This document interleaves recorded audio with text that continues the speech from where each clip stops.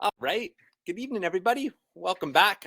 Thanks so much again for joining us on a Tuesday evening here to really dive into some really, I think, some really timely and relevant conversations. I really just appreciate folks coming together, around these conversations. I've been really appreciating the amazing feedback we've been getting. I've been getting a ton of emails from folks after the sessions. So thanks again for joining us tonight. I'm just going to go over a few logistics before we pull on tonight's presenter. We have someone I'm really excited to chat with. I actually just met him for the first time this evening, although I've been following his work for a number of years. But Yarrow Willard, who some of you may know from his somewhat famous Herbal Jedi YouTube channel. So it should be a really fascinating conversation around resiliency as it relates to health and well-being and our relationship and connection with the earth. So that's kind of where we're going to be going shortly here this evening. So just a few logistics to start us off. So first off, if you are new to the series here, actually maybe just say hello in the chat really quick. Let us know where you're coming in from tonight. We'd love to hear from you over there. If you're new to the series though, this series is sponsored by myself, or I shouldn't say sponsored, but it was created between myself, Chris Gilmore, and I run an organization called Chris Outdoors. That's all based around helping people deepen their relationship to the land, as well as develop kind of self-reliant skills. So everything from like growing food to emergency preparedness to, relationship with the land. And I partnered with Earth Activist Training. Many of you probably know Starhawk from Earth Activist Training, who do all kinds of amazing work in permaculture, social permaculture, things of that nature. So we were having some conversations just around, kind of the heaviness that a lot of people are feeling around where the world's at right now. And, really realizing that the world is changing fast. There's a reason people are feeling overwhelmed, and there's a reason for some of that heaviness, as it relates to how quickly things are actually changing. And I have a pretty strong belief that, the next 20 years are not going to look anything like the last 20 years. And that can be, overwhelming at times when you start to think about that. Change can be tough for folks. But I also just know there's so many amazing people, amazing communities that are doing such incredible, innovative things that are just right in line with, being adaptable and preparing for uncertain times. So we wanted to put together a series, kind of pulling together amazing thought leaders and people just doing really awesome stuff in the world and in their communities, kind of sharing what they're doing and facing some of these challenges head on. And that's kind of where our tagline, our theme came from: practical solutions for uncertain times, and really just wanting to take kind of a positive and proactive approach towards the shifts that our world are seeing right now. So that's kind of the whole idea behind the series. Just so folks know, Charles Williams is here from Earth Activist tonight, and he'll be in the chat. Charles, maybe you can just say hello really quick. Let us know that you're there. But if myself or Yarrow mentioned links or resources tonight, Charles will be sharing some links in the chat. So if you see anything coming from Charles Williams there, he's representing EAT tonight, and he'll be kind of doing a little bit of curating in the chat. Let's see, what else did I want to mention for logistics? So upcoming sessions, I think this is our 4th session right now. I'm going to be sending out the replays. Basically every email I send out going forward now, if you scroll to the bottom of that email, it's going to have the links and the replays to all the past sessions. We've had some really awesome ones, starting with Dr. Naman Naeem the first week, talking about mental and emotional well-being under stress and duress. The second week, we had Shannon Simmons on, and we were talking about financial resiliency, which is a really fascinating conversation. A talk about kind of a holistic approach to money and a changing economy. And then last week, we had on Alen from Verge Permaculture, and that was a great session, starting to talk about how do you design anti-fragility into your home or your homestead when it comes to thinking about things like water, emergencies, disasters, all of that kind of nature, growing food. Coming up next week, we have Charles and Starhawk coming on from Earth Activist, and we're going to be chatting a little bit about, I guess, what you could call social permaculture in this world that often feels very divided right now, and where there's a lot of kind of clashing happening. How do we work together with our neighbors? How do we build community when we come from such diverse backgrounds? So we're going to be diving into that topic next week. The week after that, we have Andrew McMartin from the Pine Project talking about their work in connecting youth to nature and trying to prepare youth for uncertain times to have the skill sets and the adaptability. And then the very last session, I got a very good friend of mine, Caleb Musgrave, a Anishinaabe woodsman, just an amazing wealth of knowledge, and my wife, Laura, and they're going to be coming on and actually talking about kind of what we call modern day homesteading. So how do you grow food and set up kind of sustainable systems, even on a really small piece of land, potentially even in an urban setting, or if you have a few acres to work with, or how do you even do that in a community? So it's going to be really on practical approaches to growing food and kind of like a modern take on homesteading. So that's kind of where we're going to be going with the series in the next little bit. One other logistical piece, and then I'll kind of formally start us off for tonight. I did just want to mention, I threw another free web class on the calendar that I'm really excited about, and I'm just going to throw a pop-up right now if you're interested. But sorry for the short notice, but this Thursday, I'm going to be running a class on growing and learning to forage edible and medicinal mushrooms. This has been a big passion of mine. My wife, Laura, and I have been doing this for almost 2 decades now, working with mushrooms, both growing them, making medicine. So we're going to be actually having a bit of fun chatting about mushroom ecology and just their role in nature and just building a relationship with these amazing organisms, these amazing beings. And then we're also going to talk about the foundations of learning to grow both indoors and outside, as well as, what are kind of the first steps in learning how to forage mushrooms in a way that's both safe and in right relation with the land and the mushrooms themselves. So if you're interested in those topics, come check things out on Thursday. I think that's all I have to mention for logistics. Oh, it's going to be 8 p.m. Thursday's class, 8 p.m. EST. So the same time as this class here. Cool. Okay. So what I'm going to do just to start us off before I bring Yarrow on here tonight, those of you that have been following along with the series, you'll be familiar with this, but I've been starting off each session with a little bit of gratitude. And I've mentioned a couple times now that I've really come to recognize gratitude as a survival practice and a resiliency tool in and of itself.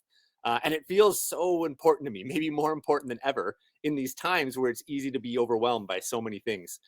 So I'm going to maybe actually ask everybody, if you're feeling comfortable or you're into it, just to close your eyes for a second right now. We're going to slow things down a little bit here. So I'll just invite you to close your eyes and just relax for a second. And just take a really long, slow breath in through your nose. Nice long exhale out through your mouth. Just take a few long, slow breaths and just feel kind of the busyness of the day fade away.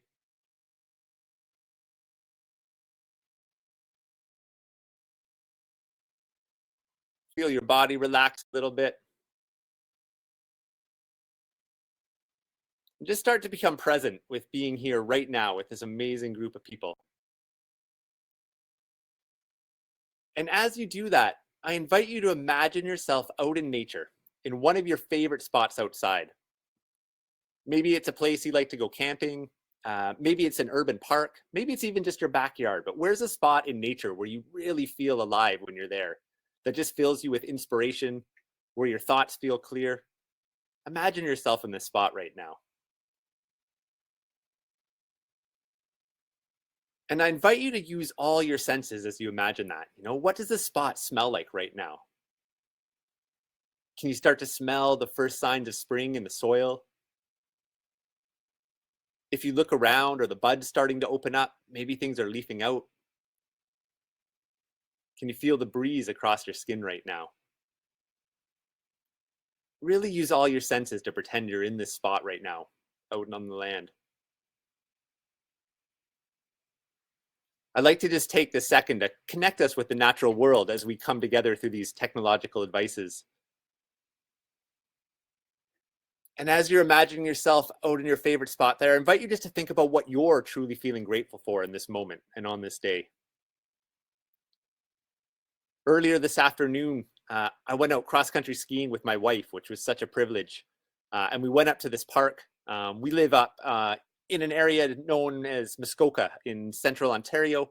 It's in the Williams Treaty Territory, the land of the Anishinaabe people, and many other nations like the Haudenosaunee and the Mohawk, and many different nations have traveled through this land and used this land for a really long time. And as I sat up on this ridge tonight, I was looking at these big, beautiful white pines sticking way above the canopy, and just really appreciating, these monster trees out there and how beautiful they were, and thinking about their connection to so many different things, their relationship through time, the relationship with the rocks and the soil, and how they literally, there's no difference between them. Their needles fall to the ground and become part of the soil.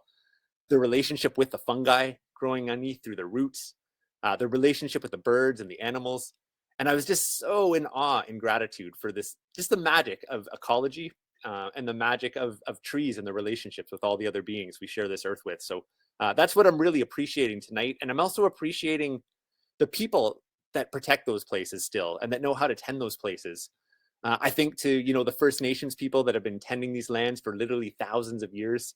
And I just want to take a moment to honor all the Indigenous caretakers of the land and all the present caretakers of the land, the people doing their best to regain that wisdom of how to be tenders of the natural space. I want to honor them in this moment right now. And with that, I invite you to open your eyes, come back into the room, and maybe just share what you're feeling grateful for in the chat right now.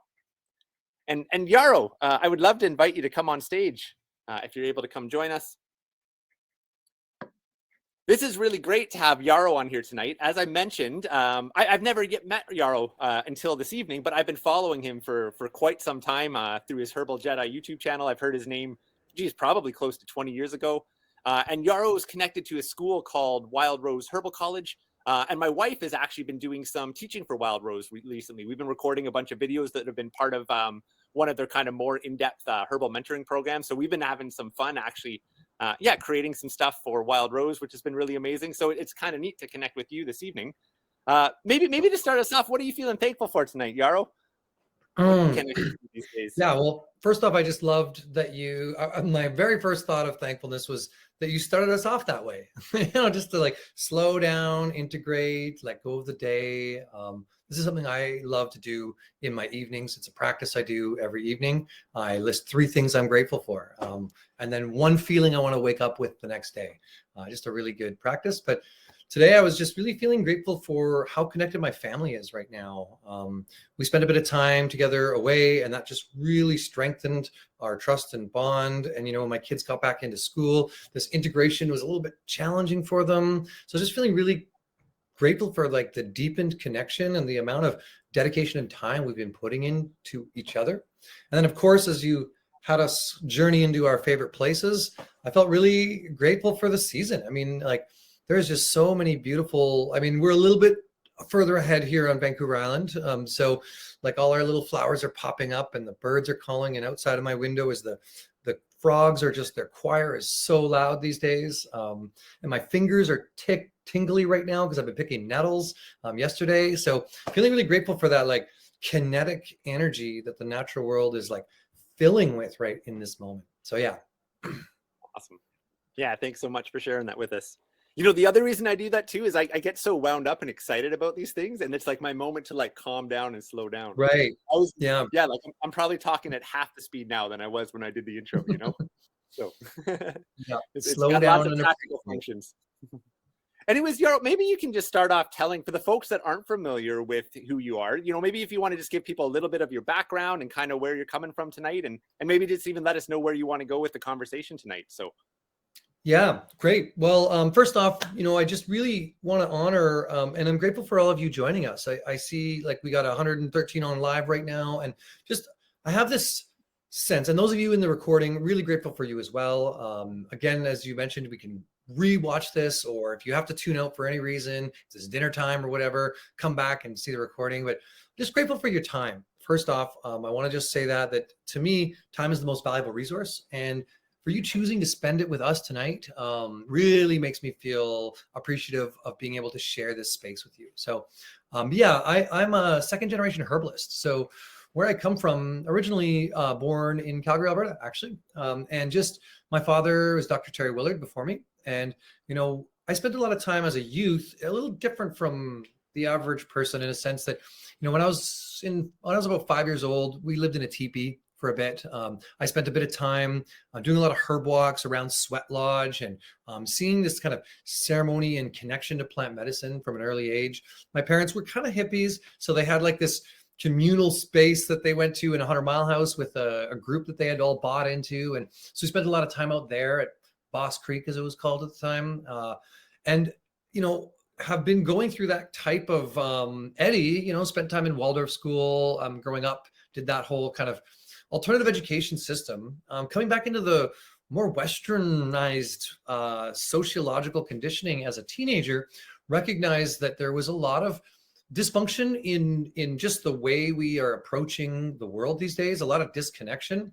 And it's not individual, it's a sociological thing that's happening. And this series really is speaking to that, this resilient future series. Like, what is this next level? Where are we at now, and how can we grow that forward? And so anyway, I went back to school and did my clinical herbalist program and really tuned back into the plants, spent a lot of time working with understanding how energetics show up. My favorite thing in school was actually looking at energetic diagnostic tools. So I do a couple of classes on what we'll call like the metaphysical background of the universe, looking at the flow of energy, the feng shui of the body, the feng shui of the land, the flow of meridian channels, the iridology, the pulse, the tongue, the ears. I just love this kind of like metaphorical language for the self-similarity and fractal mapping of the universe. So that was my most favorite thing to study in school. But because I got right in, you can see behind me, there's some mushrooms. I got really into medicinal mushrooms, understanding that they had this real deep knowledge and wisdom that they showed up with, and they imparted that wisdom onto us. So moved out to the West Coast to really just study mushrooms. Spent a couple of weeks with Paul Stamets. Luckily, I got to hang out with him and dive deep into the whole mycoverse, and just got obsessed with collecting wild and foraging medicinals and edibles and all this kind of stuff. And so as my time here on the West Coast grew, it became really apparent that with our clinical herbal program, me and my partner, we wanted to work with clients, but we actually realized that there was a huge gap even for us to find the medicines we wanted in the outer market. So we built up Harmonic Arts, which is a brand that services Canada, most health food stores now, as a medicine bridge, literally to like give people access to the things we wanted to work with. And so that's been my journey for the last 15 years, working with that, creating YouTube videos to share with people how to connect with plant medicine in a deeper way. And then about 6-7 years ago, my father asked me to really take back on the Wild Rose College. He had been hoping I would take on the Herbal College that he had started back in 1975. And I was like, no, I'm too busy. We have our own company. There's no way. And then finally, I was like, okay, you know what? This is a really beautiful way for people to deepen their connection to plants. So that's been what I've been doing. My journey, really found some great, amazing team at our company, Harmonic Arts, and have really dedicated the last few years into crafting a lot more content and courses and structure around building out practical herbalist programs and master herbalist programs, and then also doing a lot more herbal education. So I've been running the Canadian Herb Conference with a group of other herbalists, which is an online conference, but also we do in-person Vancouver Island, and Kootenay Herb Conference is happening this year. So we do these in-person conferences and just really try to build an ecosystem around the conversation that needs to be had in the world of plants. So that's really been, from a core place, my mission for the last, 15, 20 years has been to deepen my own connection to the natural world and to help offer opportunities and tools and ways in which those who want to find that connection have access to more ways to do that. So that's me in a nutshell. That's what I do. Awesome. I know you had a number of things that you were kind of hoping to speak to tonight. I guess maybe one question I'll share to start us off, and then feel free to kind of go wherever you want with it. But kind of thinking about this this theme of the series, this resilient future series. I was saying, our focus is not at all to dwell on the problems, but one thing we talked about, we had Dr. Noman Naeem on the first week. And he spoke a little bit, he's a critical care doctor, works in a cancer ward, but also has a very kind of alternative, holistic thought on, kind of whole mind, body, spirit healing. So he's really got a passion for kind of bridging the best of modern Western world with, some of those other pieces. But, he was speaking a little bit to like, now's the time to really be thinking about your health, because we're actually heading into this era where our medical system's not actually necessarily prepared for some of the shifts that are happening demographically. The hospitals are being completely overwhelmed. We have this massive a population that's hitting this age where they potentially need more healthcare, maybe haven't taken care of their bodies their whole life. And the access that maybe some of us have taken for granted to advance modern medicine might not be quite as readily available. And, simultaneously, there's amazing innovations happening in that. But one of the concerns that I have a little bit about the future is that our healthcare system is actually changing a lot as well. And to me, that there's probably a lot of parts that need to change in it too. I'm super thankful for many aspects of Western medicine. When I tore my quad last winter, I was super thankful for the doctor to be able to stitch it up, and the best of Western medicine. But it really seems like it's important that we start to really empower our own well-being in this world as we go through these changes. So I'm kind of wondering how your philosophy on wellness and even working with plants, working with mushrooms, kind of relates to preparing our bodies to maybe be more resilient and adaptable as the world changes.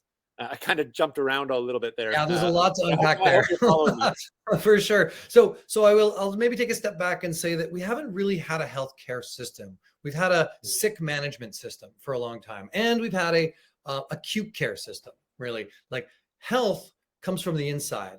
Your body is the best healer you have. So just at a fundamental level, your body is the healer.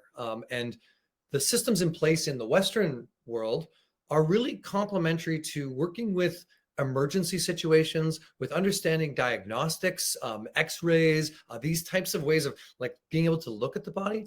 But as far as managing health, there really isn't a system in place that way that does that, right?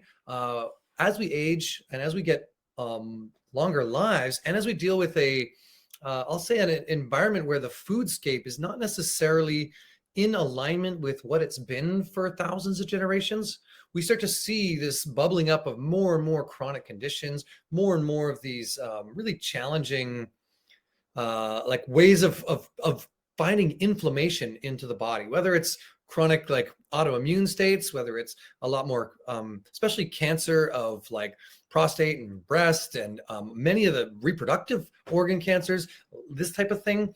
We start to see more and more of that. And so I guess where I would say is that we've always needed a better healthcare system. It hasn't ever really served us for health. It's been a bit of a sick management system for a long time.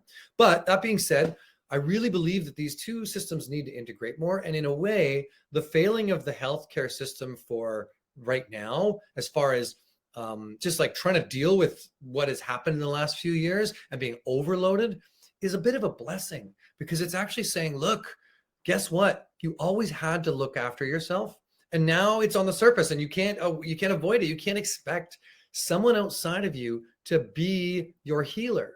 This whole model is very A plus B equals C, like reactionary, whereas a more holistic lens that every traditional system has in the world, you looked at any traditional healing system, is that you're part of something much bigger, and it's a whole lifestyle design that really is health, right? So whether we're looking at exercise or diet or mental health, I mean, right now, to me, even more so than our healthcare system, is actually the failings in mental health, in my experience, of that is driving our narrative right now. And I've had to actually find myself really stepping back from some of the social things I used to do. I used to do a lot more, felt really socially responsible to like share about health and share about herbs and really connect people to these medicines.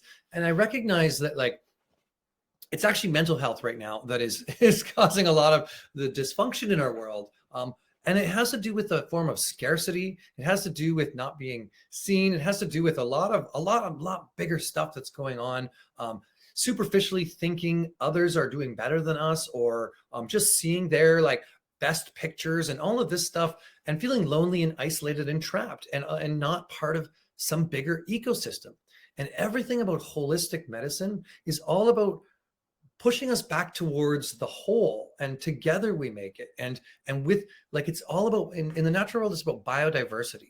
Complex stability creates resilience. That's just really how it goes. The more complex the exchanges and communication between plants, the more resilient the ecosystem is. And so just really from a fundamental level, when we look at that, it's really most important at this point for people to make sure they're getting out in real life and having like even challenging conversations, being a witness to other people's challenges, saying, hey, I'm not alone in this. To me, that's a big piece of what's going on right now.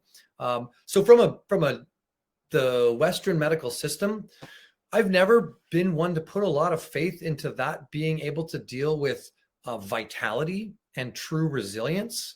This has never been something that I've thought could manage those types of things.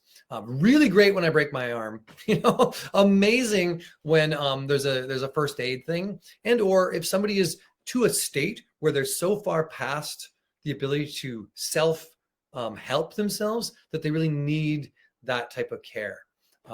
So yeah, we've just seen that for a long time now. So I don't think it's new anymore.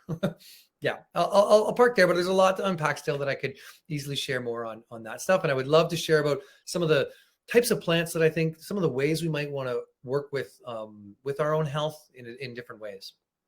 Sure. Yeah, that would be great to go there next. The one thing I just thought I'd maybe highlight there, there's a quote that I've been using a lot. I do a lot of work in emergency and disaster preparedness, and one quote that I've been really loving from one of my mentors in there, he's come up with this kind of concept of regenerative responders. And he's kind of one thing that's helped me kind of reframe disasters. And I don't know if positive is the right word, but there's a lot of systems that don't serve us right now in the world, and we're all aware of these. And those systems are really hard to change. Even when we know they don't serve us, we tend to cling on to them because our entire lives are built around them. And 100%. One thing he kind of framed for me is, one of the gifts in climate change and disaster, and it's not at all meaning to belittle the suffering and, the negative aspect of what happens. But if it's inevitable and it's going to happen anyways, that the one gift coming out of it is, well, there's an opportunity. The system that maybe wasn't going to come down otherwise, that actually wasn't serving people, wasn't serving the environment, has now come down. We have this opportunity to build something better back in its place. And he kind of coined this term, we have first responders that are first on scene when you have a first aid emergency. And he's like, we need regenerative responders, the people that are thinking, okay, what are the systems that aren't serving us? And if, something takes them down because they weren't sustainable in the first place, those people are able to catch that small window in time to actually take things in a new direction. And I find that actually quite inspiring. So, but that was a gentleman named Bob Stilger from New Stories that kind of planted that seed with me. And it just helps me mentally kind of think, create a different paradigm around shift and change. So, but for sure, maybe I just want to add one thing to that. Like, it's sort of like the idea of we need to find sustainability. Well, sustainability, we're too far past sustainability. It's regenerative practices that we need now. Like, we can't just sustain anymore, this regenerative quality. And this is, I'll just give like one of the fundamental universal laws that's just a truth in the universe is if you add value, you build momentum and add more, and more value is added. And I just think that like sustainability is about like meeting the base minimum, right? It's sort of like organic is the base minimum of what like food should be, but there's so much beyond organic. Like, there's just so many different ways of adding energy to the soil, of adding intention, of like, purifying the water, of putting in, like, there's just so many other permaculture things you can do to like build the foodscape, different ways in which you can create ecosystems to create more stability from storms and changes. And like, it's just base level sustainability, resiliency, and kind of building that regenerative practice is really the only path forward at this point, in my opinion. Yeah, beautiful. Well said. So let's chat, I'm sure we have folks from a variety of background and experience levels, but if somebody's kind of brand new to the idea of starting to work with plants, working with mushrooms, maybe let's kind of start there. How do we start to build a relationship with these amazing allies that have been supporting humans for thousands and thousands of years? What does it look like to start to build a relationship with that in the modern world? What's a good starting point? Well, I mean, like I mentioned to begin with, time is your most valuable resource. So where do you put your attention is what grows, right? So if you really want to work with plant medicine, it's not hard. The world grows herbalists. Everyone has the capacity to awaken their inner plant medicine side. This is just even starting with if you live in a city, it doesn't have to be about like, how do I put this in my body? It's like, how do I start to understand and know what's around me? So I'm a big believer in what are called the people plants. And the people plants are the plants that grow wherever people make messes and wherever people dig up the earth and destroy the natural kind of biosphere and disturb the soil. Get to know those plants. So those plants are in every city. They're everywhere. Like, they're like burdock and dandelion, and in some places like yellow docks and plantain and chickweeds and comfrey. And there's just so many plants that tend to do the really hard work. We would call them nitrogen fixers in some ways, that they're actually trying to penetrate through this disturbed soil, bring up and re-nutrify and build an ecosystem again.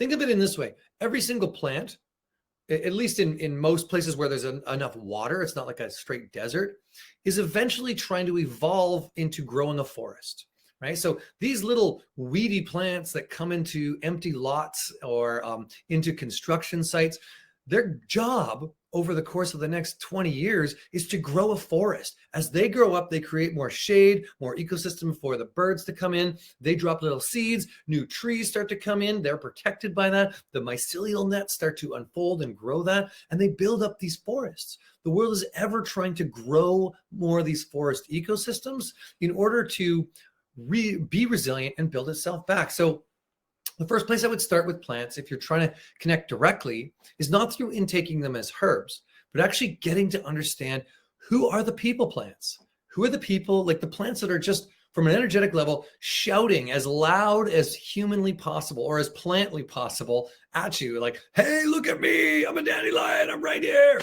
You know, so those plants are some of the best ones for us, because guess what? If they're detoxifying the soil or rebuilding and restructuring it, that's the same energetic they have in our body.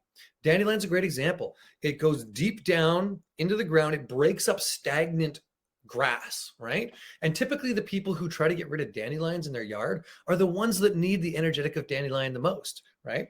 Stagnation creates friction, creates heat, creates inflammation, creates disease. It's just a law of the universe. Disease is all from stagnation.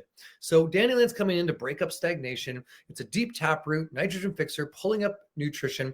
It then has the ability in our body to work on our blood, to cleanse our blood, to help to squeeze our liver so that it can detoxify better and move that out into the kidneys and support the kidneys to move out toxins. It does the exact same thing in the body as it does in the grasslands. And so in a way, here's just the perfect herb. You don't need to look any further.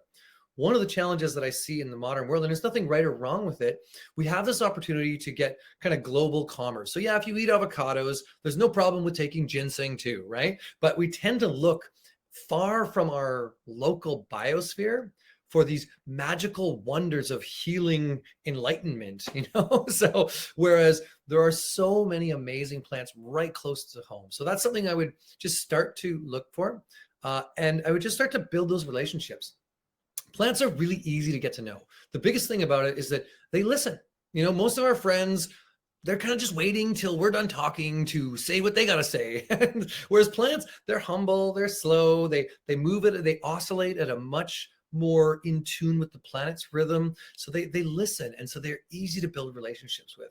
And to do this, it's just about using those senses, like you mentioned at the beginning. Tune into them, feel them, smell them, touch them. Dandelion, nibble on the flowers. Notice how they close at night, and notice the, like, denude some of them, nibble on, just get really curious with plants. Pull them apart, stretch them out, like play with the leaves, pet them, put them on different parts of your skin. Take a little bit of yourself, whether it's a hair or a fingernail or a little saliva, and share that with the plant. So share yourself with the plant and let the plant share back what it has to teach. One of the things that people don't understand about speaking to plants and talking with plants is that they move at that slower rhythm.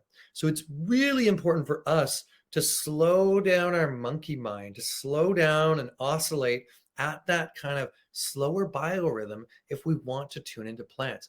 It's not like plants speak English. They don't go, hey, Yarrow, I'm here as a wise and wonderful herb to help heal your liver. You know, like, no, they speak in the subtle language of observation, of connection, of building that relation. So for me, dandelion is a great ally. I've known dandelion my whole life. We have lots of experiences together. We started by blowing wishes together. You know, we tried to making different dandelion wines.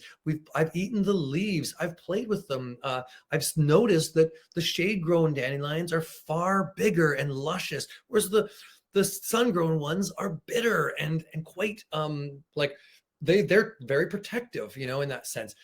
There's different ways in which, anyway, there's just so much I could go on about just that one herb, let alone all of the medicinal benefits. But once I know that herb, now I have an ally, I have a friend, I have somebody who I can connect with at a deep level. And whenever I'm feeling like the energy of dandelion is one of opportunity and optimism, it's like, no matter how hard the environment is, I'm going to make it. You know, I can break up stagnation. So when I'm feeling stuck at an energetic level, I'm feeling in a funk, I can just recall my relationship with dandelion. I don't even need a dandelion near me. We have such a good bond that I can ask dandelion's energy to just come in and like help break up this stagnation, this funk that I'm in. And that's how these plant relationships can work, is that we can build those. And my recommendation is you don't overwhelm your system and selves. You do this like over a period of years. You know, take a little bit of time throughout each season to get to know the plants in your ecosystem and just get to know them.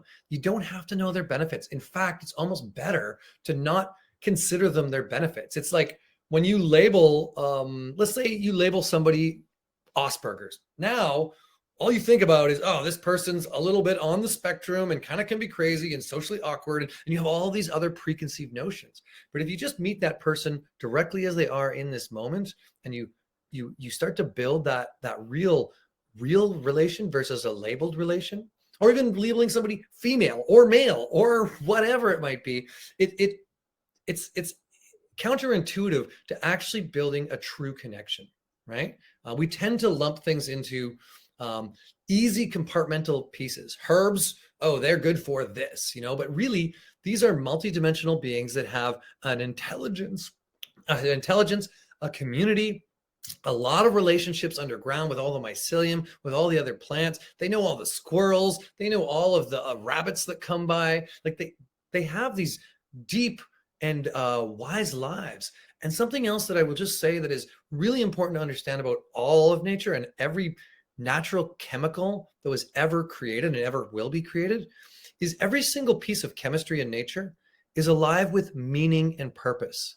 There is a purpose to every chemical compound in every plant. Whereas a lot of the synthetic things we make, they don't necessarily have this sense of purpose to them. They don't have another double meaning or use or wisdom case, right? Every chemical that any plant makes has this real rich meaning and relationship to a why, to a how, to a what, to a where. And so there's an intelligence to that. Your body is designed based on the tip of your tongue and what I call the nibbler, the smell, the senses, to really learn from chemistry and to learn from this chemistry. So think of all the things you put in your body as education. That's really what it is. Those are education for your soul, for yourself. You are the healer, but the chemistry that you align with and connect with and the plants that you build relationships with help to become the teachers, really giving you a higher education in being a resilient being on planet Gaia, 3 rocks from the sun, you know, whirling around a Milky Way. But every single piece of that and every single piece of you is all built from the same intelligent, natural design over thousands and thousands of generations to be in alignment with a real fractal self-similarity. And so there's a lot of wisdom there that I think gets lost and forgotten about when we kind of get stuck in our own little bubbles around like, oh no, the economy, oh no, the healthcare system. Like it's like, wait a minute, you were just supported so much. You're so well supported and so well nourished already. You just forgot. You know? So yeah, that's maybe how I feel about that. And it's, I'll say that's paralleled by every intact indigenous wisdom tradition on this planet. They all reflect the same or similar messages. Yeah, so beautiful. You know, I really just appreciate this kind of relational approach that you're kind of taking with the plant world, you know, and I think about, you know, some of my wife, again, Laura, she runs this program. She calls it a wild medicine program in the summertime. And, you know, often people show up the first day of the class and it's just like, hey, what can I take for this? You know, yeah. It's like, hey, I have anxiety, I have depression, I have whatever. Thing. It's like echinacea helps my immune system. It's like, no, echinacea, like actually is a resilient plant that lives in this really beautiful ecosystem and has all these relationships, and it can do a lot, so much more, and it has so much more to teach you. And then anyway, go on. Yeah, all I was going to go with that, you know, thinking about, you know, we know that whether it's dealing with anxiety or it's actually a physical ailment like diabetes, we you know, the science pretty clearly connects, you know, the mind, body, heart relationship between all those things right now. You know, and if we're looking at things as just like a chemical compound to heal this, is so much different than what you talked about. Like my first experience with dandelions was blowing, you know, Yeah. its petals away and blowing its seeds, you And know, if you and then, just like you know, embody tasting that it and moment, feel it and like just think of that childlike mind of making that first wish with the dandelion. How wonderful that feeling was. How like hopeful and exciting that feeling is. That has a lot of healing power. You know, yeah, that's a that's what I was wanting massive to name. medicine right there. Mhm. Yeah. Yeah, just recognizing how all of that is part of health and wellness. And of course, as you build that depth of relationship, you'll have a better understanding of like, how is this actually helping my body? Do I need this one? And something I'm always blown away in herbs, you know, it's a little bit, it's quite different than what we've learned in our Western system, you know, is as one herb may be helpful for one person and not another, even though they have the same like labeled ailment, you know. Um, Yeah.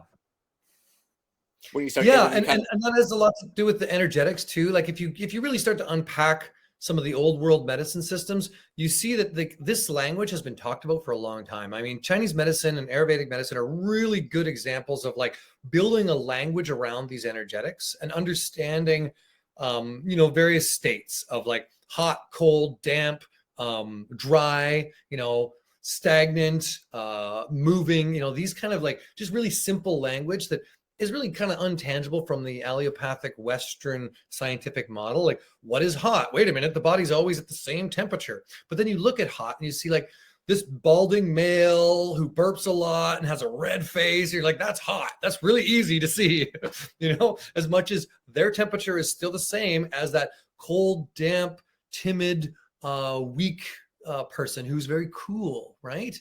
But we read this all the time, and we have been since time immemorial. I mean, I like to use an example from energetic diagnosis of look at every superhero. They have a big chin and they're very powerful with a deep voice and broad shoulders, you know, and the bad guys have a little conniving, scheming kind of chin. It's like these are just two different energetics that we've already unpacked, right?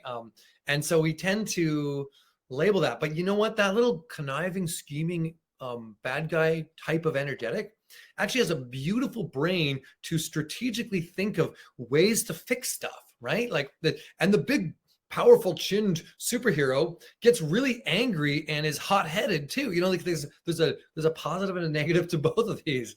Even though we might idealize one energetic, we need all spectrums. We need every side of the spectrum. We need the whole rainbow. We need the whole astrology. We need it all. And it's important that biodiversity, that complex stability of our uniquenesses is what is resiliency, right? If we try to be like someone else, we're actually counterintuitive to a true resiliency. We need unique. We need every individual to really step into their own power. And I think this is the biggest challenge I see is that there's a lot of narrative that limits us from feeling like our powerful true selves. It's really a lot of narrative out there around that. Like you need this, that, the other. Even when we look at like inflation or we look at all these like factors that are like, oh, fear for the future. Like it's just this constant fear for the future, fear for the future. Don't be your best self right now. That's sort of the narrative that I see out there. Like one day you will make it, instead of like live your best life in every moment. If you could work 4 days of work instead of 5 days a week and like take that one day off now, how much more rewarding could that be versus retiring and being bored at the end? You know, like if you could actually just like do a little bit, even just the math of it, there's so much opportunity to like really enrich in the now with what we do. And I think that gets missed based on the narrative around our planet of like, look out about the future. And there's an old saying, and I love this one. It's past is history, the future's a mystery, and now is the true presence. You know, so yeah, anyway, I'll park that for a minute. Yeah, we could go in so many directions there. You know, I'm tempted to ask you a question around starting to understand energetics, but where do you actually want to go with tonight's call? Yeah, well, I would love to. I'd love to give some tangibles too. I'd love to talk a little bit about types of herbs at some point that might be helpful for building more resiliency. I'd love to why don't we look at go like there right now? Okay, yeah, because like That'd be great. we can like there's a lot of philosophical side that I love sharing and is really but it's not always tangible. It's not like bite-sized bits of how do I like actually action something right now, right? This is more of an approach to like, how do I create a way of showing up so that the actions around me reflect the best life I want to live, right? And that's sort of where the philosophy goes. But when we look at like herbs as just an example, okay, I mentioned the dandelion and I mentioned the people plants, right? So first step, get to know the plants around you, get to know the ones that are in your local environment, follow them through the seasons, build relationships with them. And that's sort of how you like from a whole energetic lens can start to build with plants. But when it comes to like very specific health needs or trying to build resiliency or immunity or like having an actual like, okay, look, I get sick regularly or my kids get sick because they go to school and like we have this seasonal cycle thing. I get in a funk, those kind of things. There are a few key groups of herbs that I often recommend to start with. And I mean, a lot of people know of these herbs like the adaptogens as an example. And adaptogens really mean herbs that help you adapt to the environment better. And so that's as far as like building resiliency, looking to the adaptogens are really nice because they're safe herbs that anybody can take. What really makes a true adaptogen is it's safe at food level dosage, you know, like high dosage. You can actually eat this herb or take a big enough amount of it regularly without having a negative effect. And it generally tones the body. So there's herbs that are going to tone the body and are ones to build our resilience. And then there's other herbs that can support us for very specific needs. So adaptogens are the first level. And the things that I would look at to that is how do I incorporate adaptogens? And there's lots of them. And I can name some of them. I'm not going to go into all the benefits of each one because honestly, you are a very intelligent being. And I believe that you have Google. And so you can figure it out. And I'm being silly there, but the reality is if you want to know about ginseng, within 5 minutes, you can learn so much about ginseng. You know, if you want to learn about ashwagandha or eleuthero or any of these other ones, there's lots out there. One of my favorite groups of adaptogens, though, are medicinal mushrooms, like the ones behind me, the reishi mushroom. These are 3 different reishis in my picture. I love this mushroom, and I love the medicinal mushrooms in general. I feel like they support the body with a real level of wisdom. And the reason that I feel this is because not only have they been more heavily studied than any other herb on the planet, is really medicinal mushrooms, especially reishi and turkey tail, but that we are more closely related from a genetic perspective to mushrooms than we are to plants. They get self-similar diseases. They breathe in oxygen and breathe out CO2. The way their little hypha in their mycelium works is in a very similar biofeedback layer to the way our nervous system works. They eat off their environment. There's just so much similarity between animals and mushrooms, as much as we're very, very different. Because they've been on this planet dealing with the most pathogenic organisms in every ecosystem, they've developed really unique strategies on how to deal with the need to be resilient and to create adaptive response to all kinds of things. And so I really feel as though this whole concept of aligning with medicinal mushrooms is a great way to kind of build wisdom in the body. Reishi being my favorite, I tend to, one of my it's more like a guerrilla thing is like if I can find the water supply of a city, if I'm near it, like in Calgary, I go to the Glenmore Reservoir and I drop a couple of drops of reishi tincture into the Calgary water supply when I go there, just maybe homeopathic. But I feel like if we could put reishi in the water supply of everybody, we'd have a much more healthy planet. It's really grounding, good for insomnia, anxiety, tension, all these kinds of things. And I won't talk too much about reishi because I've got plenty of YouTube videos and things you can learn more about reishi from me in other places. But the reality is that they just really help align and build our immune system. So that'd be one of the first places. How do I incorporate those mushrooms, whether it's capsules or tinctures or powders? I'm a big fan of making mushroom coffee. I'm actually drinking a herbal latte right now, which I wanted to talk about this like way of incorporating herbs that I think is really good for building resiliency. When I first started into working with health, it was all about smoothies. Like, oh yeah, let's get that green power smoothie with hemp seeds and protein and greens in it. And that's great. But in our culture now, like how do we create more of a herbal tonic elixir? This has been one of my favorite ways to build resiliency, is to build out these kind of drinks. And so what I'm drinking right now starts with a tea of a couple of different herbs. In this case, I'm using a herb called Wyusa and another herb called mulberry leaf. The mulberry leaf is good for, this is just my drink tonight because I wanted some energy. The Wyusa is related to mate, gives me a bit of energy. The mulberry leaf is blood sugar stabilizing and just kind of grounding that energy. From there, I'll pair in a bunch of different adaptogens in a powder form. I've got reishi, a little bit of astragalus, a little goji, a little bit of maca, a little bit of ashwagandha in here. And then I think there's also, I added a little bit of sarsaparilla because I love the taste of it. So I'll start to pair in these. At Harmonic Arts, we make a few of these kind of drinks, like we do a bunch of different types of ones. And then I'll blend that up with fat.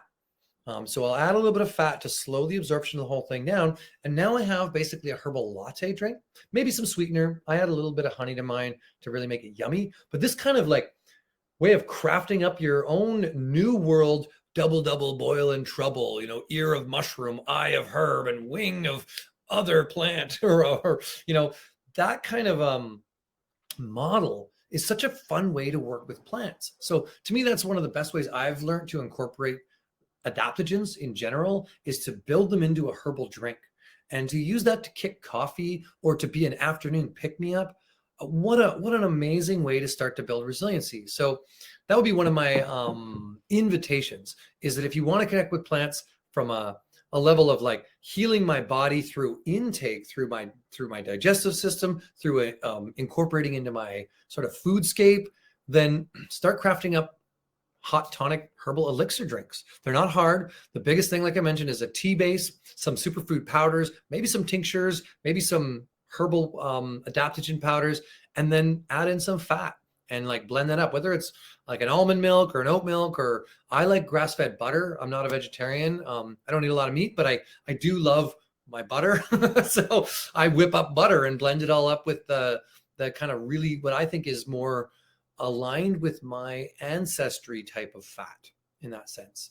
So yeah, that would be one invitation. Adaptogens are the first place to start. The next place I would start to look at, I mentioned mental health, and it's really nervines and these kinds of herbs. And I didn't mention a lot of adaptogens. I mentioned reishi. I'll just maybe fire up a couple other ones that are really good. Eleuthero is amazing. Ashwagandha obviously is amazing. Some of the ones like holy basil kind of fit into adaptogen meets nervine, and that's kind of a nice level to work with. I'm a big, not a huge fan of the ginsengs, but there are a number of ginsengs that are great. There's herbs like Romania root that is like really deep kidney energy and to give more vitality to the body, and Hishu Wu or Fo Tea. These are some of the Chinese tonic herbs. But we also see for tightening tissues, herbs like schizandra berry that are amazing. They make great drinks and really a good add-in. Even goji berry and maca, and there's a ton of them. These are some of the most popular herbs of our time because they have that ability to support the body through more than one. It's sort of like, why would I wear a watch that has only the time when I can wear a watch that has a Fitbit built in, a time, a email, a multifunctional device? Adaptogens maybe, in a way, maybe that's not the best metaphor, but they kind of have this like multifaceted approach to supporting our health. So that was the first level. Nervines, though, something I wanted to really just dive in with nervines is typically in the Western world, if you want to survive in a city, you have to be one of 50 shades of crazy. You have to completely go against your intuitive nature as a being of the planet, a Gaian citizen of an ecosystem, to live in an urban jungle. And it's just the reality of it. Nothing right, nothing wrong with it. But in order to go to the bathroom on the toilet and eat out of the grocery store and socialize in the matrix, you really have to just like compromise a lot of things. And we've grown up with that, so it's our norm. But the reality is it's making us anxious. It's making us tense. It's making us fearful. It's making us depressed. It's making us really have a lot of out-of-body experiences. I have this concept that these things, this device, I call it the pocket god, my phone. And this thing is what I worship because I spend more time with it than I do at church or than I do in my spiritual nature practice or whatever your faith is.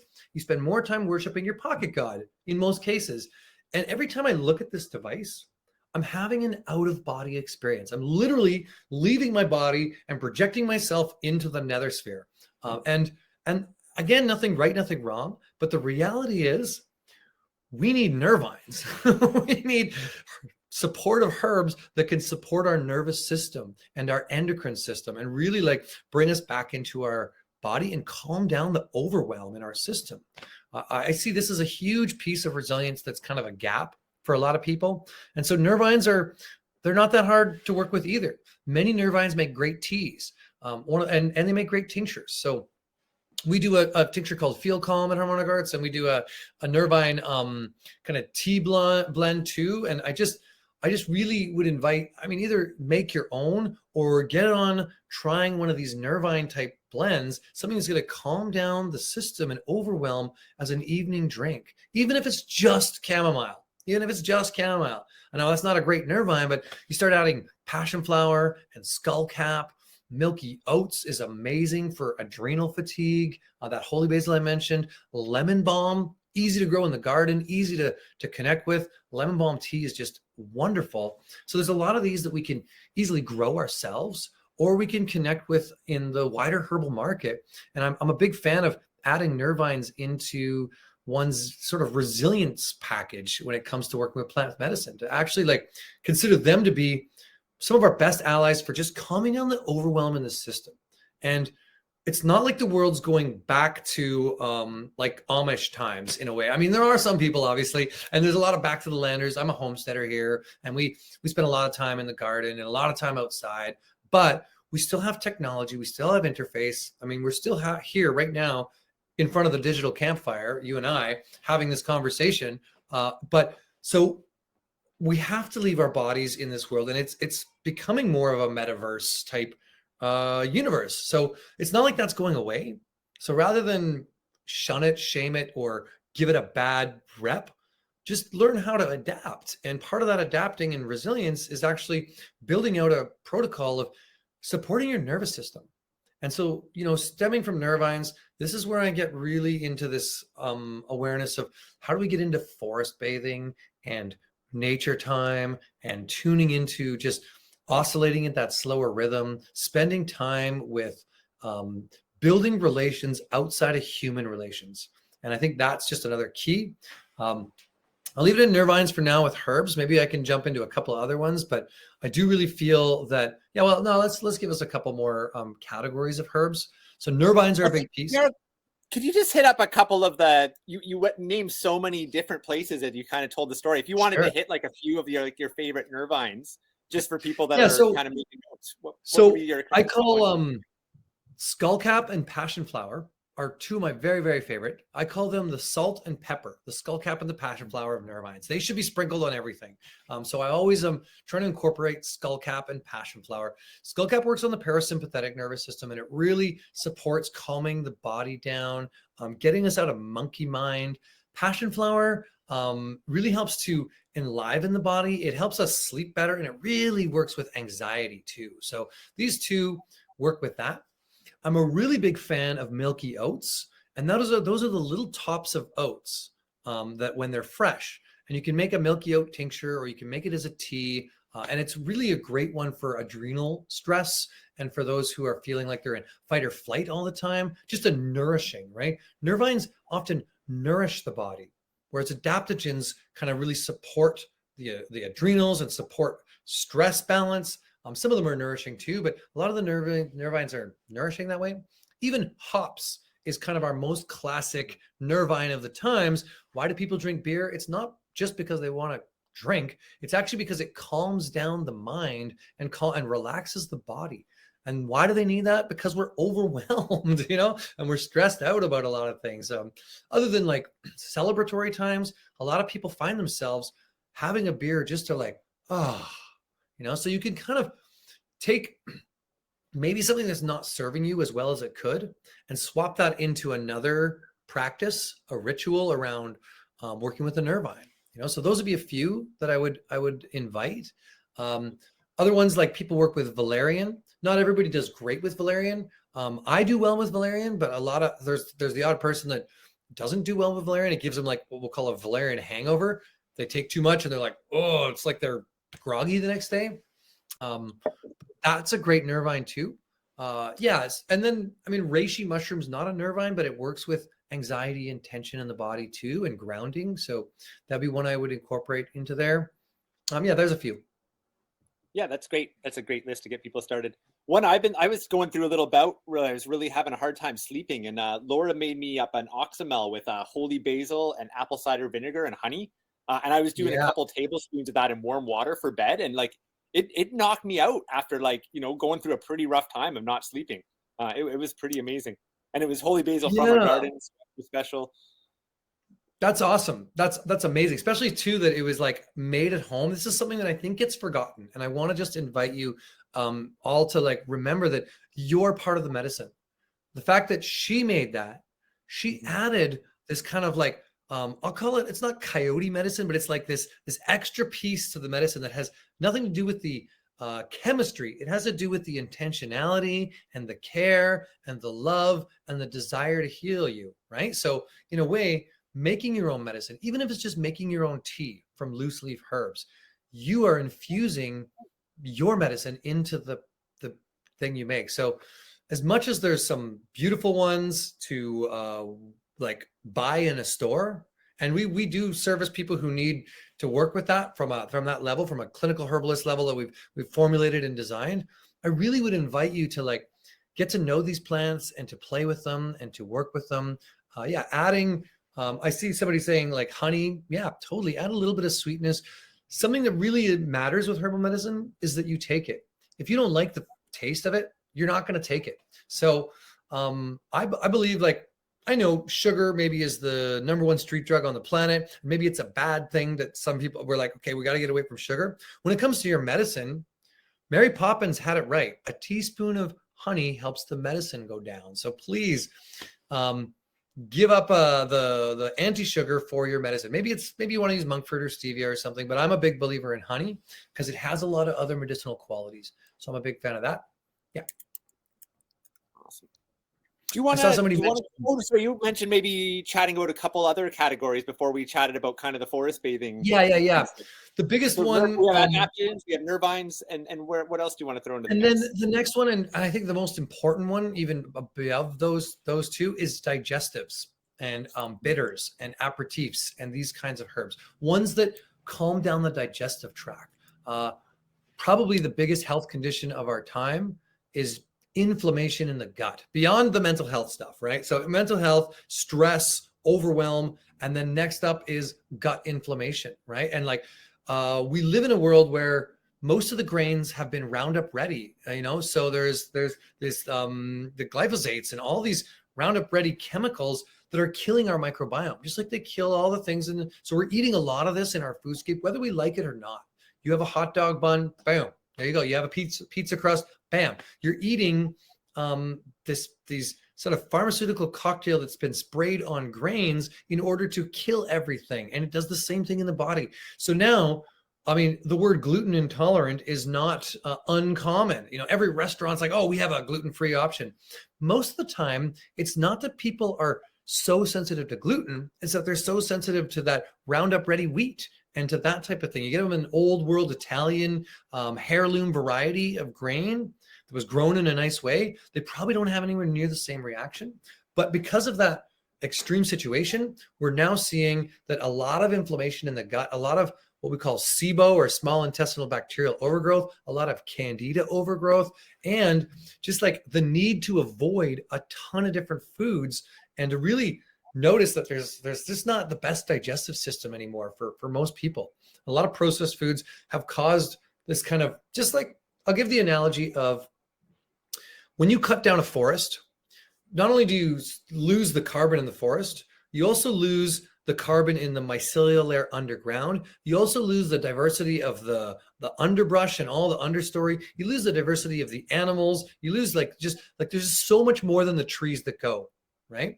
And we've been doing that same thing of clear cutting inside of our body in a fractal relationship, this micro macro relationship. We've had clear cut the microbiome in the gut. We see the average North American living in a Western dietscape with far less diversity of bacteria, far more inflammation in the gut. So this is a real problem. This is a big stem to a major health crisis that is has been emerging and growing in our time. And that is we have low resiliency to the types of foods and to the environments based on our digestive dysfunction and our microbiome. Our microbiome happens to be our real immune system. Like, you might think that your white blood cells are immune system, but really those are like the backup emergency lights when the power goes out. Your true power, your true immune system is your microbiome. This is your, like, you've paired with these organisms over thousands of generations to really protect you and to work as symbiotes. So you are actually, there's a concept called the holobiont. This is more true to who we are. Really, this concept is that you're not really an individual. Like, I'm not Yarrow here. There are up to 9 times, definitely more cells, up to 9 times more cells living on and in me than there is me. And from a genetic perspective, there is thousands of different types of gene sequences, hundreds of thousands of gene sequences with more intelligence than my own gene sequence living in and on me. So this ecosystem that I am is more like a ecosystem, a holobiont is the new term that's being given to it. And so anyway, long story short, from a digestive level, from a food level, foodscape level, we want to work with prebiotics and anti-inflammatory things to heal our gut. We want to work with foods that have basically mud to create the soil inside of us, just like we do permaculture design, we'll do permaculture gut design. And I won't go too deep into the foodscape there, but just know that it's not about probiotics at all. It's not about the actual organisms, it's about the ecosystem. Build the right ecosystem with your food. Focus on that. Don't take those little acidophilises in a capsule. Build an ecosystem, a true environment in which you can grow the best bugs that want to live on and in you, and then you will have resiliency. Just straight up that. But from a herbal perspective, we really want to go to these digestives to support that, these anti-inflammatories for the gut. And some of the best ones that I recommend are just like peppermint fennel tea. Really simple, a peppermint fennel tea. It's a delicious tea, really easy. I love that one.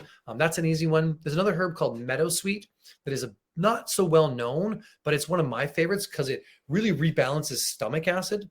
A lot of people end up with heartburn from the type of food we eat. They actually have weakened stomach acid, low stomach acid. And so what happens is the stomach acid splashes up and actually causes this burning sensation in the mucous membrane that's not well protected because there's not enough stomach acid. So most heartburn's not too much acid, it's actually not enough. Meadowsweet really helps balance that either way. Great herb, tastes amazing, really easy to work with. We have fennel, works with gas and inflammation. Fenugreek is another great herb like that works with kind of like soothing. Slippery elm is another one that you can use. Marshmallow, those are demulcent herbs that really just soothe the inflammation. But there's a lot of digestives. Every spice that we know of, things like rosemary, thyme, oregano, marjoram, they all have digestive qualities. Basil, right? Mints, of course. So there's a lot of ways we can work with that, but I would incorporate your spices as part of your digestive care and really know that not only do spices help as carminatives to digest the food, but a lot of them work as like anti-bacterials and anti-parasitic ones for bad bacteria and bad parasites, focusing mostly on the gram-negative bacteria and focusing on parasites. Things like thyme is very good for parasites. So is rosemary. So is obviously garlic. Right? These are all kind of spicescapes that we could really incorporate from a herbal world. So I would totally really invite you to get more, as I like to say, fun, comfortable with your food in the form of flavoring it with spices, and then teas. And so lastly, I'd say on the digestive system, there's the teas that are like good for gas and inflammation and that kind of thing, like the fennel, the fenugreek, the slippery elm, the marshmallow, the peppermint, the meadowsweet, those ones that I've kind of mentioned. Ginger tea is another one of those. And then there's a whole nother set of herbs called bitters. And the bitters, you know, if you look at Swedish bitters as a classic one, but any kind of herbal bitters, they're herbs that have a bitter flavor, and they, just like lettuce, when you eat salad, part of the bitters of the lettuce really help to stimulate bile production and to move stagnation and to help the liver to metabolize and digest and get some of the digestive enzymes going. So add bitters either before or after a meal. Lots of herbal bitters out there on the market, but I like things like gentian and angelica. I love to add like juniper into my bitters. And so we play with that. We've got a great herbal bitters, but there's just again, I'm talking a mile a minute here because I know that I want to get as much of this in as I can, and then kind of park it at the herbs. So we'll just, in a nutshell, think of your microbiome as your true immune intelligence, and feeding and supporting that, just like you take care of a plant or like an ecosystem, or the do your recycling job, like do the work of that. Support your stress levels and your need for like constantly being on in the Western world with adaptogens, and calm down the overwhelm of the system with nervines. So digestives, adaptogens, and nervines. Those would be the three categories. And I would go as far as to say that we have like three major oscillators in our body, three places of intelligence. We have our brains, we have our heart, and we have our gut. And if you can be feeding these three areas, like nourishing them, then you're building that resilience. And if you can build that heart-brain communication back through forest bathing, through connecting in with the natural world, through using your heart as your primary organ of perception when viewing the world, then you're winning the game. Trust me, you're so far ahead of the modern narrative that's really the best we can do in a lot of ways. That is so beautiful. Maybe just one little specific I just pulled from the chat there. Someone was just asking about metal sweet and what specifically, or how specifically you use it. And then I'm wondering if you can even give us the Latin name if you happen to know it, because I know there's a few plants that go by meadow sweet by the common name. I think it's Filipendula. It's got a really Filipendula ulmaria, I'm pretty sure, is the Latin name for meadow sweet. But you know, I sometimes yeah, I'm pretty sure it is. You know what? You have your tech guy. If he finds a herb that looks like Filipendula ulmaria, put it into the chat so I can. I'll take a look right now because I think Charles is gone. How do you use it though, meadow sweet? Someone was asking. Yeah, so it's great as a tea. It tastes delicious. It's old Queen of the Meadow is another name for it. I got a great YouTube video on it, and I can talk about it. It's got a really great taste to it. We mix it into a tea, and I put it into there you go. Filipendula ulmaria. Oh, my herbalist friends will be proud of me because I don't always remember my Latin names. I'm like, right, but that's good. Okay. Anyway, there's the best way to work with it though is tea by far. It's my favorite. I like to make the tincture of it too. I like to put it into my herbal digestive tinctures. So it's in all of the ones that we do. But yeah, it's why I like that one so much is that the head of your digestion is your stomach acid. And if you set that up for success, then you really have better digestion all the way through, all the way down, right? When it comes to working with parasites and candida and things that are further into the lower intestinal tract, we will want to work with a little bit different strategy around herbal medicine. But know if we set the digestion up for success from the very beginning, that's how we start to build more resiliency, right? And the anti-candida, anti-parasitic herbs are more allelopathic, that they're like, I'm looking for A, which is me, plus B, which is herb, to create C response, you know, and you can do that, and that's worth doing too. Okay, I did see a question on alcohol, I thought too, somewhere in there I missed, but I'm just throwing up. I just pulled up the link to your video while that's going on, the meadow sweet video, so I just threw that in the chat there too. Awesome, yeah. I will say that when it comes to working with herbs in general, tea is the old world method. You know, if it's a root or a bark or a mushroom, you're going to decoct it, brew it up nice and strong in a double boil and trouble method. Chai spices are a classic example of how you do that. If it's a leaf or a flower, you're going to infuse it, make it into a light tea where you just add hot water onto it, right? Now, with that being said, make sure that when you're making these kind of medicines, you dose accordingly. Most people in North America chronically underdose. Oh, I see I'm seeing some high proof vodka for making flour anyway, I don't know where that's going, but the other way to make them is from a tea is to make tinctures. Tinctures are not hard to make either. Herbal medicine is people's medicine. Don't forget, this is people's medicine. It's not hard. Yes, you can buy great quality tinctures from companies that produce them like ours or others, but you can make them yourself really, really simply. Most herbs like 40% alcohol to be tinctured and extracted in. So a bottle of vodka, fill it full of herbs, pack it as much as you possibly can, shake it up, strain it off in 2 weeks, and you have a very simple layman's tincture, Really, really simple. And there's lots more you can learn about that. We do at Wild Rose a herbal pharmacy class that can teach you how to make creams and salves and oxymols and shrubs and ferments and tinctures and lots of other ways. But I would just start with tinctures are really easy, and so are teas. And so those will be the two first places. And then if you want to get a little more fancy, like I mentioned before, crafting up a drink, getting some powdered herbs, making some teas, adding some of those in, and making it a part of a regular regime. What's more important with herbal medicine is that you make it enjoyable and that you make it easy for yourself. So make it part of a regular thing. And then you'll have success. Cool. Jen was asking, high temp in water, does it kill the good stuff in a mushroom tea? No, actually, mushrooms have a lot of chitin in them, in the sort of outside of them, or at least the medicinal mushrooms, that you need to break open. And most of the chemistry in a lot of medicinal mushrooms is polysaccharides, which are fairly heat stable polysugars, basically. So you don't want to overboil it. Like with mushrooms like chaga, which is an amazing tea, it's got a lot of antioxidants in it. And those, if you boil it like really crazily, will start to denature. Low heat decoction, so get it to boiling temperature and then turn it down and sort of stir it for a number of hours, is the best way to extract mushrooms. And same with a lot of roots. I also have I often do a crock pot method, which is really fun.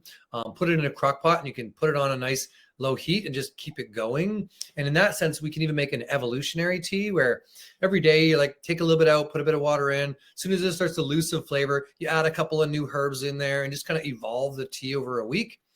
Eventually it goes funky and you got to like ditch the whole thing. But if you stack it right, you start with mushrooms, which you can brew 3 to 4 times. Then you add some adaptogens in, and then you add some leaves and then some flowers by the end of the week. And you got a new tea every day. And it's just a really fun way to have tea that's easy for you to just take a cup out and drink it. We love that one. All winter long, we have that going either in the crock pot or on the wood stove. And, every day you just kind of throw something new in it. It's a great one. Yeah. So.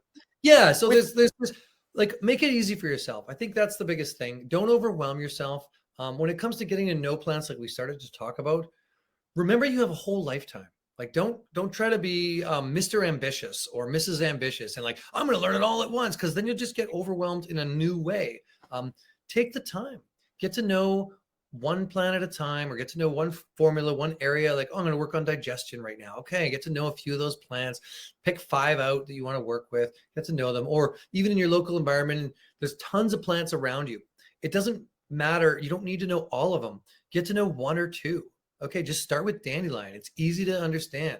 And then if you get curious about another plant when you're out hanging out with dandelion, figure out what that plant is and then spend some time getting to know that. Don't try to get to know 20 plants in the ecosystem all at once. Otherwise, you don't know any. It's just like when you go to a party and you forget everyone's name. It's like, no. I went out for lunch with a good friend, and then we walked our dogs together, and then we grew this relationship. We had a real comfortable conversation around vulnerability, and now I'll never forget that person. So think of it that way when it comes to learning about plants. One really good question here, and someone, I think it might be someone that knows you that kind of threw in their answer, but this is a great one. If you're new to working with herbs and you're concerned about some of the contraindications, what's a good way to start to research to learn about that? And someone here had mentioned the WebMD interaction checker. Do you have any other resources or a process, or what comes to mind with that question? It's tough. The WebMD is not as ideal because it's like it looks at it from the lens, the narrative of herbs are dangerous, right? So there's really it's just a different narrative than I look at herbs from, like in that sense. So one of my favorite websites was Green Med Info. I liked that website. I wonder if they're still kicking. I'm just gonna kind of Green Med Info. Yeah. This guy Sayer G. Yeah, Green Med Info is a great one. I'll put it in the chat here. That one is a really good place to start to learn more more like from actual valid scientific research. He like grooms through and finds the best research and puts it all in there. That's a good place to start to look. I would look to some of the old herbal books too. And then also depending on the plants, like if you're looking at adaptogens, like there's not a lot that goes wrong with people taking adaptogens. Think of how many people have taken maca, and you don't have like people bleeding out of their ears and causing like all these crazy things that are potentially threats. So I would approach the plant world with the curiosity of meeting another person. Don't think of them as a dangerous hoodlum that might rob and take advantage of you. I just would really invite that kind of approach, more curiosity, and in that way.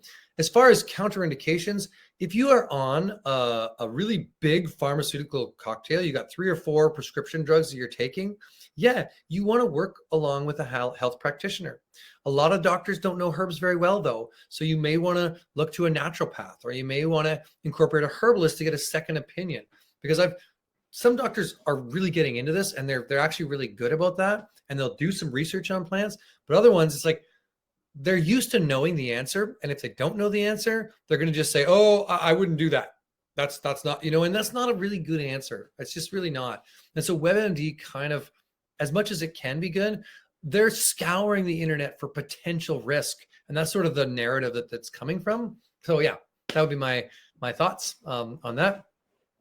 And as far as combining herbs together, if you're working with adaptogens and nervines, I haven't seen a lot of people have real counterindications from combining a few different ones together.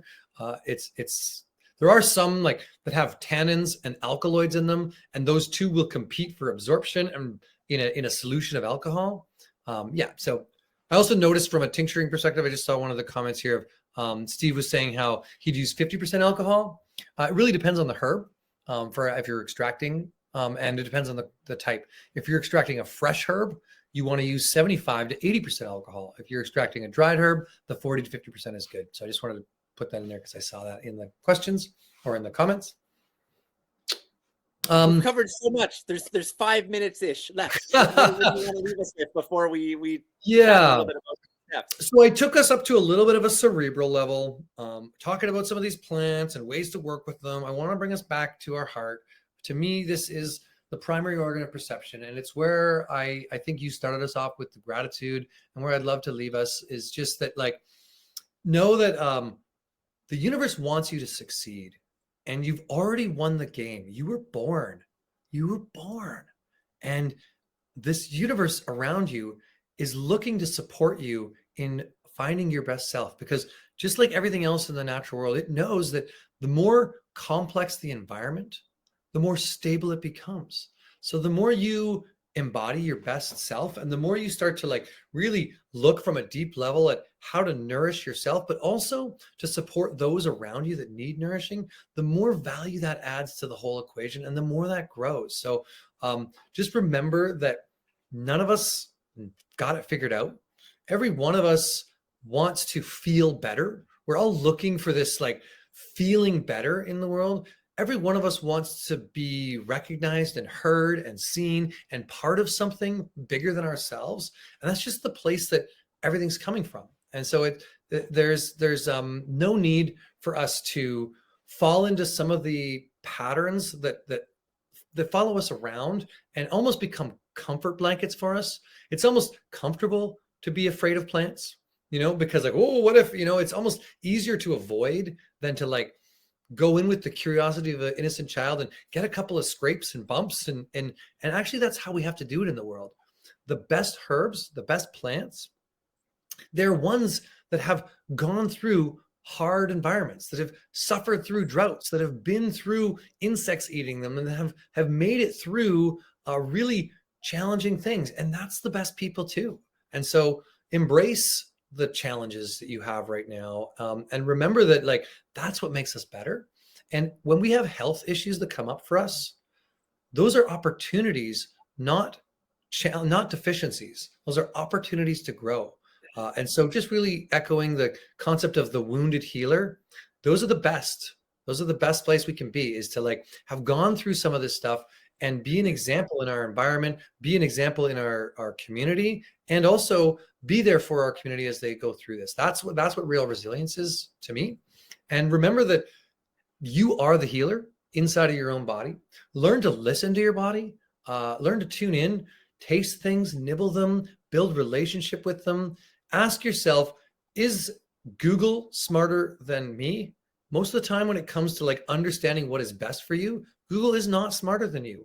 When you taste it, when you feel it, when you spend time with it, when you connect with it, you will learn confidence. And when you build confidence in your own capacity, there's nobody that can stop you, right? And so I just really would invite that kind of energy back into the human family, because that's really where we need to build proper resilience in the future here. So yeah, that would be my hope, my blessing, and just really know that you, again, I'm going to say it one more time, you already won the game. This is all bonus level. Enjoy it. Have fun. Be creative. Invite your intuition and invite your imagination to play with you in this bonus level. Yeah, be the fool sometimes. It's okay. Okay, I'll leave it there. What beautiful closing words, Yarrow. I don't want to add a thing to that. That was amazing, man. If people want to go a little bit deeper and check out some of your work, what do you have going on if people want to go a little deeper on this journey? Yeah, so I mentioned our company is Harmonic Arts, harmonicarts.ca. You can check that out. Wild Rose College is the school that we run as a herbal college. We've got over 2,000 students. It's a beautiful, beautiful educational system. We have a herbal village. I offer a medicinal mushroom course and a herbal pharmacy course, and there's lots of ways to engage. We even do a wild foraging course, and it really talks about connecting with plants. There's the mushroom course. I would also invite you check out the Herbal Jedi YouTube channel. That has been a baby of mine over the years, to really share some of these thoughts and ramblings. And in all honesty, as much as I want you to check out what I do, I really invite you to explore and share with others around you about plants. Like, that's really what my hope is that you take the time to just kind of grow this confidence and relationship, and you build that out for yourself. And then share that with me, share that with others. Share the passion for the natural world, because that's how we grow in this way. So yeah, that'll just come right back to me. I guarantee it, because that's already what I'm doing. And so yeah, big love for you on your path. May you be nourished. I like to leave you with live long and prospore, my friends. And may the forest be with you. Folks, if you didn't watch Yarrow's mushroom jokes video that I sent out in the email, there's your other homework assignment from tonight. You got to go watch the mushroom jokes video. Right? That's good. Oh, That's yeah. good medicine in and of itself. So yeah, I love the mushroom jokes. There's lots more of those have come out in the last, since we made that video. I've been just kind of creating and playing with more fungi humor, fungal, nice stuff. So you want to close this one mushroom joke, and then I'm going to hit stop. Okay, well, this is a taboo. Sometimes I like to play the taboo, but so we're going to play a little taboo joke here. And it's what did the mushroom say to the shaman? Mushrooms don't talk, silly. Mushroom didn't say anything to the shaman, but he did come to my colonize his land. No, that's a bad one, but it's just a sort of a joke of so yeah, anyway, my colonize yourself. Be a mycophile, don't be too much of a spore loser. And remember, if you want to make music, you're a great decomposer. Okay. Awesome. Thanks, man. With that. Have a great night, Yarrow. Thank you, everybody, for joining us. Okay. We'll be back next week with Starhawk. So hopefully some of you will tune in next Tuesday. Watch for an email. I'll send out some of the links and the follow-up info there. And yeah, safe travels, everybody. Blessings. Cheers. All right. Ciao for now.